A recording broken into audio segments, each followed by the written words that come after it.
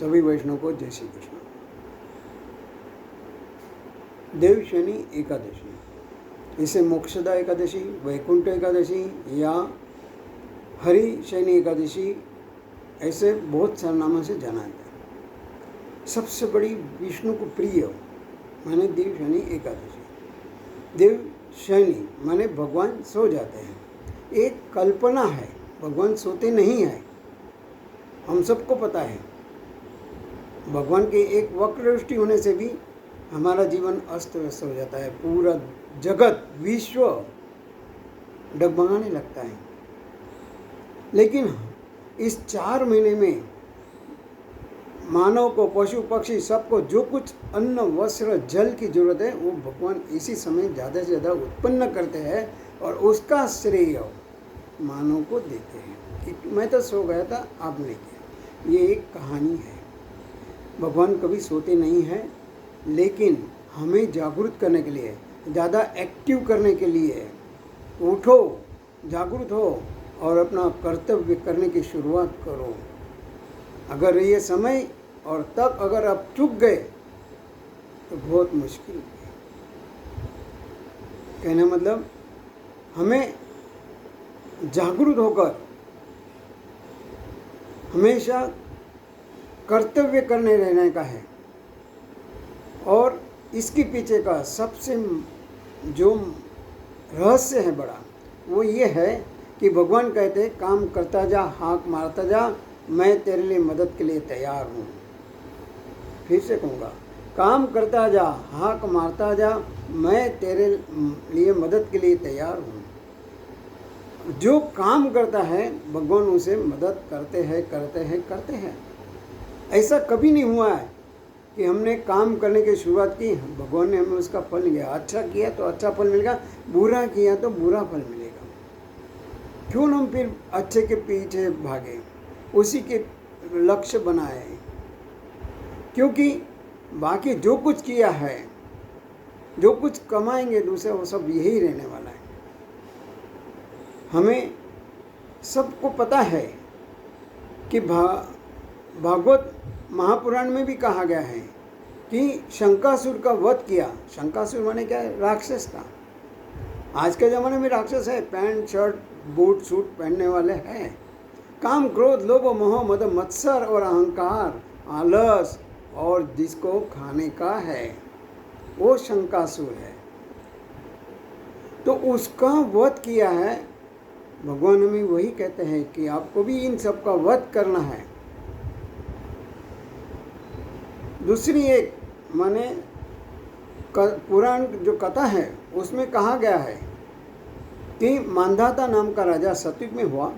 वो प्रजा को सुखी रखता था, प्रजा सुखी थी, समृद्धि थी, सब लोग अच्छे कर्म कर रहे थे। लेकिन कहा जाता है जो कर्म करता है उसकी परीक्षा ली जाती है, सोने की कसौटी होती है, उसे अग्नि में डाला जाता है।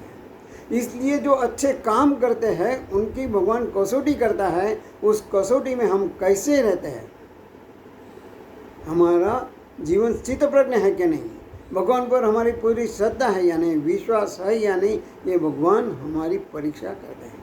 ये मांधाता राजा जमाने में सब प्रजा सुखी थी, अच्छे थे, आनंदी थे। लेकिन एक बार ऐसा हुआ, सतत 3 साल के लिए बारिश हुई नहीं, जिसकी वजह से अन्न उत्पन्न हुए नहीं, जल मिले नहीं, लोगों को तकलीफें होने लगी।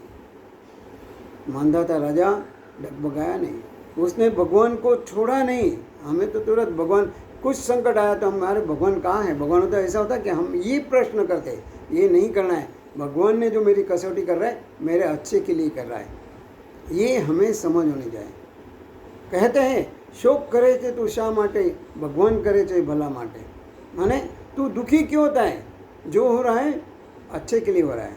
राम वनवास में गए, अच्छे के लिए। और ज़्यादा और भी कहूँगा कि जो भगवान को याद करता है, भगवान का तप करता है, उसका कभी पतन नहीं होता है। मांधाता ब्रह्मा पुत्र जो अंगिक ऋषि थे उनके पास आते, उनको पूछते कि इस समस्या का आप हमें मार्गदर्शन करो। तो उन्होंने जो कहा कि आषाढ़ शुक्ल पक्ष एकादशी का व्रत आप अच्छी तरह से करो, नियम और जो उसका ये बताया है करने की विधि उस हिसाब से करो तो भगवान आपको प्रसन्न होंगे और आप पूर्ववत वैसे हो जाएंगे। मांधाता राजा वापस आया, उसने वैसे ही व्रत किया, एकादशी का व्रत किया। व्रत फिर से कहूँगा, एकादशी जो आती है 15 दिन में वगैरह हमारे अच्छे के लिए आती है। हम जो 14 दिन में अटम सटम जो कुछ खाते हैं उसको बाहर निकालने के लिए, जो हम नहीं खाएंगे तो जो कचरा पड़ा हुआ हमारे शरीर निकल जाता है। दूसरी बात, अगर हम खाना खा लेते हैं तो हमें नींद आती है, नींद आने से हम काम नहीं कर पाते हैं। ये दो रहस्य बहुत अच्छे हैं जो हमें समझना चाहिए। उपवास साइंटिफिक दृष्टि से, वैज्ञानिक दृष्टि से भी कहा गया है, उपवास हमारे जीवन के लिए बहुत अवश्य है। तो अंगिरा ऋषि ने कहने के हिसाब से मांधाता राजा ने बहुत तप किया, एकादशी का व्रत खुद ने किया, प्रजा को भी करने का, जिसकी वजह से उनके वहाँ फिर से अन्न का उत्पन्न हुआ, जल मिला, लोगों को वस्त्र मिले, घर मिले, बहुत अच्छे सुखी और आनंदी से रहने लगे। ये फिर से कहूँगा कि ये जो हमारा भगवान सो नहीं जाते। हम तो एक जगह अच्छा लिखा हुआ था कि जो अंधा है वो अंधा नहीं है, जन्म से जिसकी दृष्टि नहीं है वो अंधा नहीं है, लेकिन जिसकी आंखें हैं और वो हमेशा विषयों में डूबा हुआ है वो सही अर्थ में अंधा है। उसे बाहर आना है, जागना है, जागरूक होना है। और जो ऋषि मुनियों ने हमें जो रास्ता बताया है, हमारा जीवन का अंतिम ध्येय पाने के लिए जो हमें मार्गदर्शन दे रहे हैं, उसे हमें अपनाना है और जीवन का लक्ष्य प्राप्त करना है। भगवान सोते नहीं, फिर से कहूँगा, भगवान हमारे साथ हमको उत्साह, एनर्जी, ऊर्जा देते हैं और बोलते हैं दौड़ तू, मैं तेरे साथ हूँ, तू मुझे याद कर रहा है। क्योंकि इसी 4 महीने हम भगवान को भी ज़्यादा याद करते हैं, श्रावण, भाद्रपद, अश्विन, कार्तिक महीने में। तो भगवान कहते हैं तू मेरे को याद कर रहा है, मैं तेरे साथ हूँ, चल तुझे जितना दौड़ना है दौड़। और भगवान हमें दौड़ाते हैं और हमारे विकास के लिए लेके जाते हैं। हमारा जो संकल्प है जीवन को विकसित करने का, जीवन को पुष्प बनाने का, और वही पुष्प भगवान को अर्पण करना है। तो यही जो अर्थ है देवशयनी एकादशी माने भगवान सोते नहीं है, हमें जागरूक करने के लिए हमारे हृदय में और भी भगवान कहते हैं मैं तेरे साथ हूँ, तू मुझे पुकार रहा है, मैं तेरे साथ हूँ, दौड़ जितना दौड़ा है।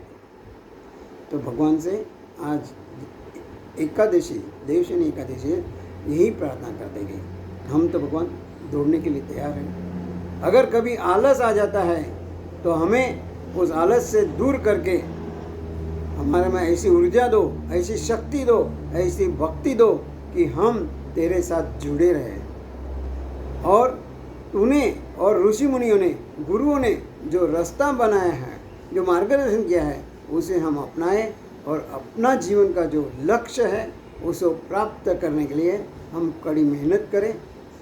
इसी शुभकामना के साथ सभी वैष्णवों को देवशयनी एकादशी की अनेक